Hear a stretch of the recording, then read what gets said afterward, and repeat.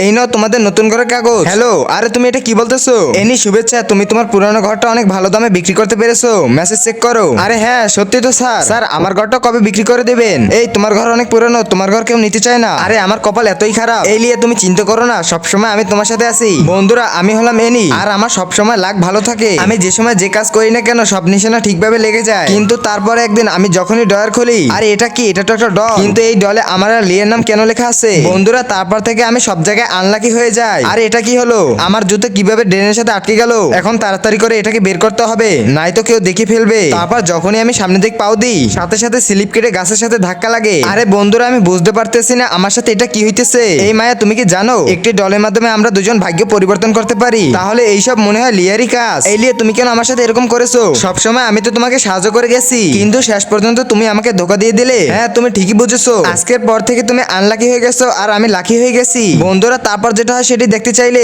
ভিডিওতে লাইক করে part 2 comment করো।